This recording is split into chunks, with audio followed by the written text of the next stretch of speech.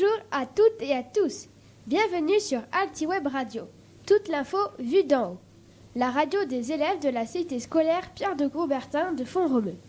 Nous sommes le mardi 4 juin. Je suis Diane et je vais présenter le sommaire de la dernière émission de l'année. D'abord le Flash Info avec Madeleine, Esteban et moi.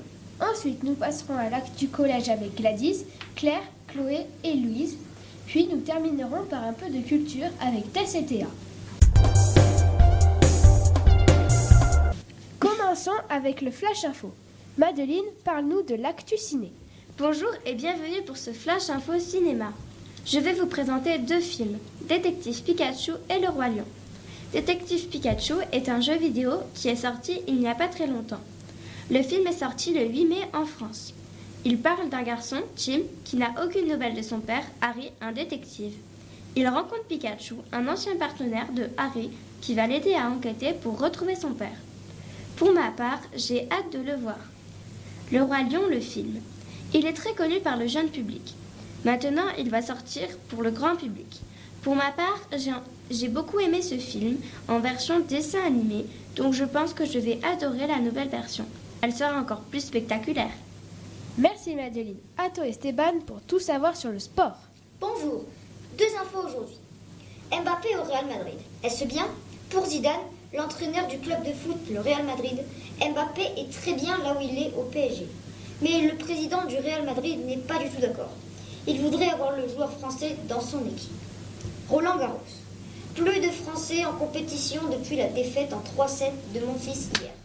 Il n'y a plus de joueurs en français en compétition. Nadal est un des grands favoris. Merci Esteban. Maintenant, je vais vous donner 3 infos détonnantes. Numéro 1. 150 millisecondes, c'est la durée d'un clignement d'œil. Les adultes font 15 clignements par minute, alors que les bébés n'en font que 2 par minute. Numéro 2. 430 km/h, c'est la vitesse à laquelle circulent les informations dans les fibres nerveuses entre les neurones du cerveau. Sur l'autoroute, on roule à 130 km/h. C'est 3 fois plus vite. Numéro 3. 512,6 millions. C'est actuellement le nombre d'habitants de l'Union européenne. Quand l'Angleterre sortira de l'Union européenne, donc le Brexit, nous ne serons plus que 446,4 millions. Le Flash Info est terminé. Passons à l'actu collège. Gladys, raconte-nous ton voyage à Carcassonne avec tes invités Jade et Paola. Bonjour, avant les vacances de Pâques, les élèves de 5e 2 et de 5e 3, dont je fais partie, sont partis à Carcassonne pendant 2 jours. On est allé voir la cité de Carcassonne et le château de Kérébus. Moi, j'ai bien aimé. Surtout quand mon groupe a pu visiter la maison hantée. On a eu tous peur en sortant. Maintenant, 2 élèves de 5e 3 vont vous donner leur avis. Bonjour Paola, bonjour Jade. Bonjour. Bonjour. Est-ce que ce voyage vous a plu? Oui, parce que j'ai appris beaucoup de choses et j'étais avec mes amis. Pareil, et j'ai adoré la visite avec Madame Gorostivia. D'accord. Quel est le moment que vous avez le plus aimé? La soirée et quand on avait le temps libre. Et la maison hantée. D'accord. Est-ce que vous voudrez refaire ce voyage? Oui, avec mes amis. Pareil. Merci Jade, merci Paola. Au revoir. Au revoir. Au revoir. Merci les filles, ce voyage devait être super. Au collège, nous avons eu un invité spécial. Claire, dis-nous tout. Bonjour, oui Diane. Un auteur est venu au collège-lycée de Font-Romeu. Il s'agit de Michel Piquemal. Il est venu dans le cadre du défi lecture. 2 de ses livres ont été sélectionnés dans la sélection du 5e défi. CM1, CM2, 6e. La robe rouge de Nona et les récits fabuleux de la mythologie. Il a écrit plus de 200 livres et nous l'avons interviewé. Écoutons-le. Bonjour, je suis Diane et avec Tess, Théa, Melvin, Louise, Chloé, Claire, nous participons au Club Média et nous voudrions vous poser quelques questions pour AltiWeb Radio. Qu'aimez-vous écrire comme style d'histoire? Alors bonjour à tout le monde. Bonjour.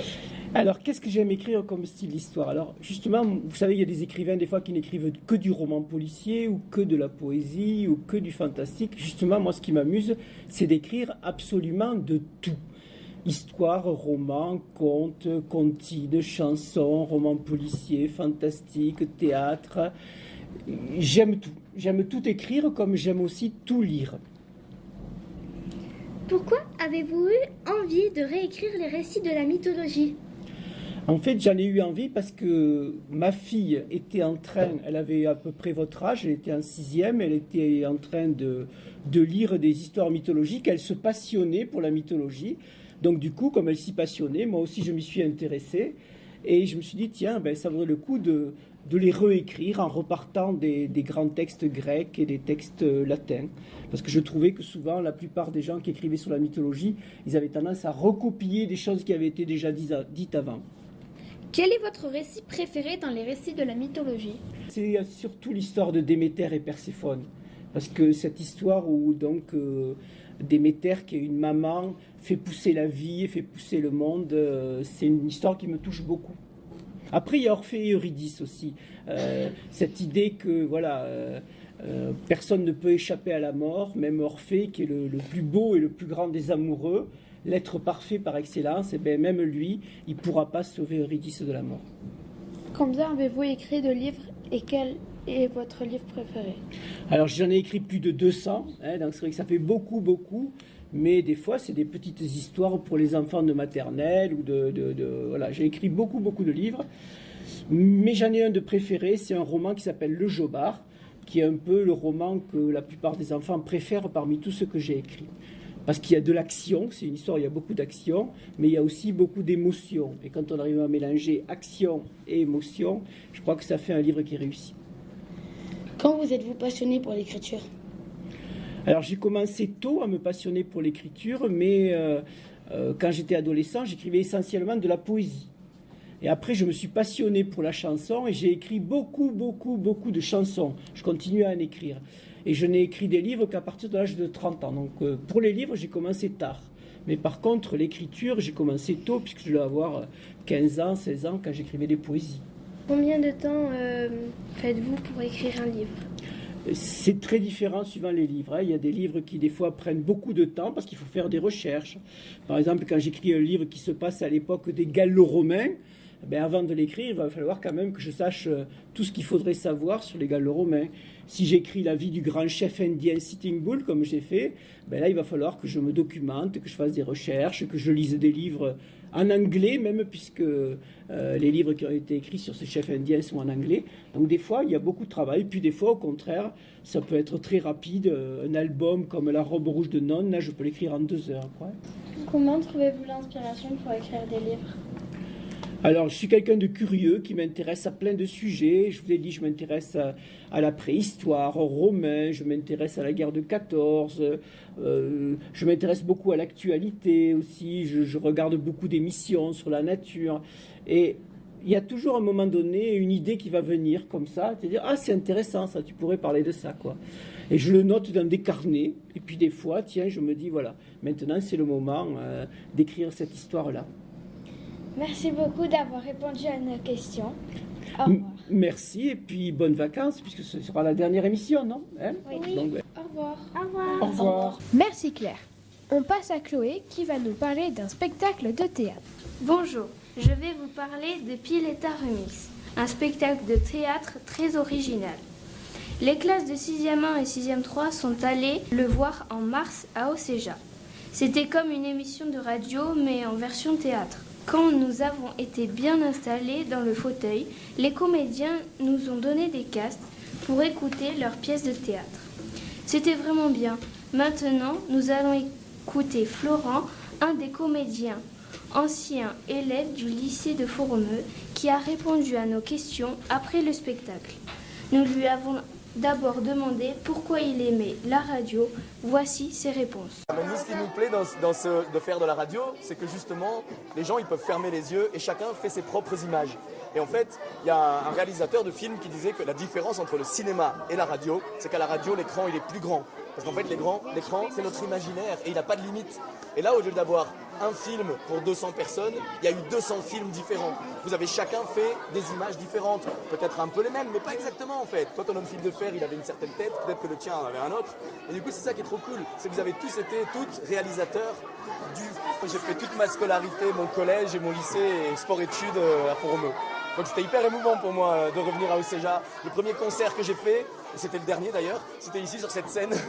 Je chantais dans un groupe de rock, c'était nul. D'ailleurs, on n'a plus jamais refait de concert, mais c'était ici. Et quand on est arrivé, j'étais là, oh c'est trop fou. Ben voilà. Qu'est-ce qui vous a donné envie de faire du théâtre? Alors ça c'est une très très bonne question parce qu'en fait, en fait là pour moi on fait pas du théâtre.